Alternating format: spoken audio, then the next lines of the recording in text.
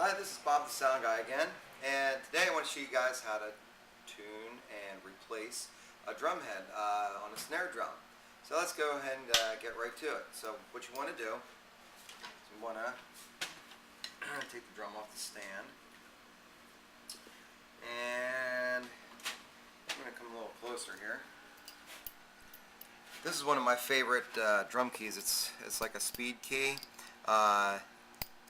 This part swivels, and then you have the edge right there. So what I'd like to do, some guys will just kind of go around the horn. What I like to do, just for the interest of the rim not getting bent, is kind of do like you would change a car tire. You kind of go crossways. This way the rim doesn't get bent. You can hear it popping and snapping. All that is just the bead around the edge around the collar of the drum head. It's kind of snapping and popping and going back to its original shape. Because there's a lot of tension on this rim.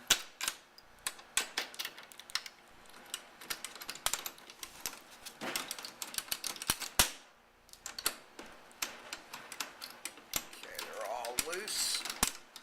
Now, the cool thing about this, you can really, once you get them loose like that, you can really crank it up. I like to put a little grease too on those threads. Just helps things stay smooth, keeps them from getting rusted. I like to put a little grease on there. So this pulls right off, and what you want to do is try to keep all the lug screws inside of the rim.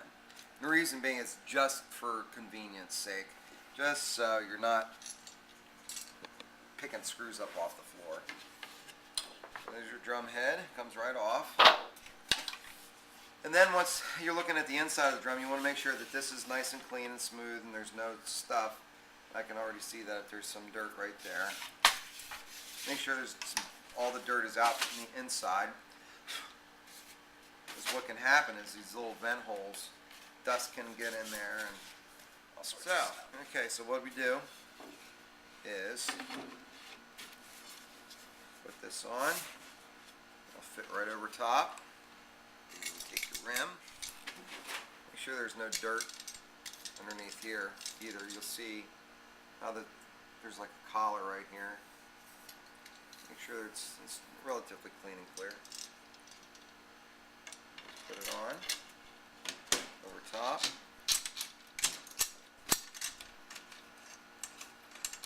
Line up the bolts, and then do like the initial. Try to get them down as far as I can before I start really cranking on it here.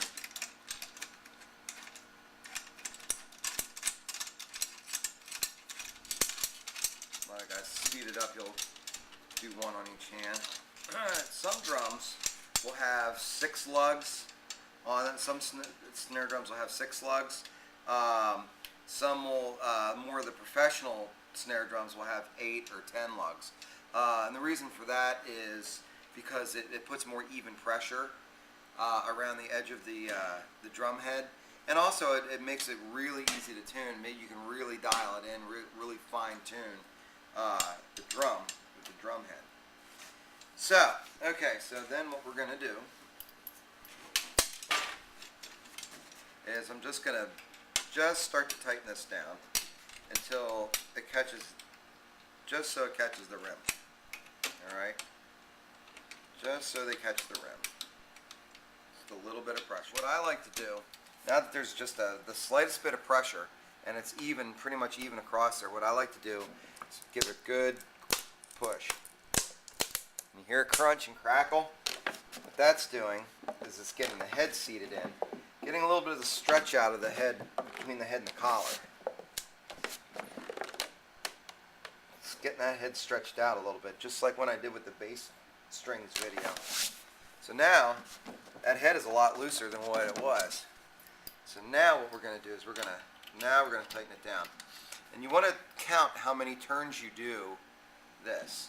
So I'm going to start 1, 2, 3 full turns on each lug. You want to go look from where you started. 1, 2, 3. 1. All right. 2. Now that we've got a good amount of tension on the head, I'm going to seat it again. Hear it crackle, crunching. A little more loose. Now what I'm going to try to do. Now a lot of guys, what they'll do in the studio, and this is a really cool trick, is the reason why they have so many different snare drums in the studio is because different snare drums are tuned to actually different notes. So if a song is played in the key of E or A, a lot of times they'll tune a drum head to E. Or they'll tune a drum head, if a song is in either D or A, they'll tune the drum head to either D or A.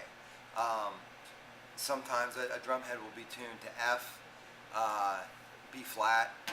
Those are very common tunings for a drum head. That's just one of those little kind of secrets in the studio of how sometimes snare drums sound really big, or they have this certain sound that just makes a song sound the way it's supposed to, and it makes the drums set inside of the music perfectly.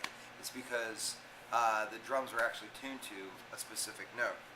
This particular drum, I like to tune this one to E because we use this drum for a lot of rock and roll stuff, and so most rock and roll songs are either in E or A. So a lot of times I'll tune this one to E. Now I don't have my tuner, so I'm just going to kind of do this by ear.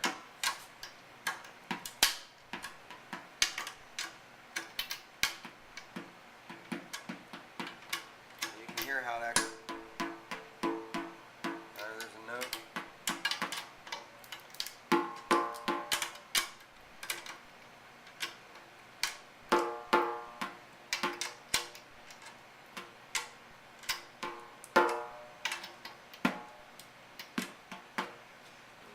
You'll see me kind of just what looks like I'm arbitrarily just turning the keys.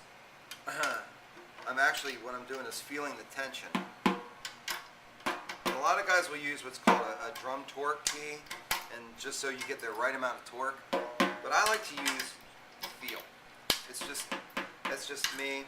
That's just from doing years and years of tuning drums.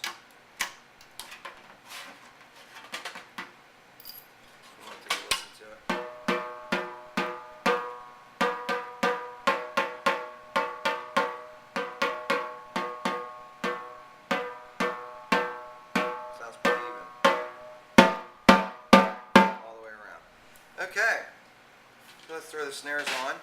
Now, a lot of times, different guys will tell you different things. Some guys like that real dead thunk. I like a little bit more live sound. Makes it sound like there's actually reverb on the drum. So when you go to mic it up, it'll set inside the music. So you can hear it's got a little bit of a overtone to it. Let's put it on the stand here. So if you really don't like that overtone, we have what's called moon gels. They're just these little gels here. They'll go right on the snare head. They're sticky, they're non-toxic. They don't leave a mark on the head, and they totally stick. And they're out of the way. Listen to that. As opposed to.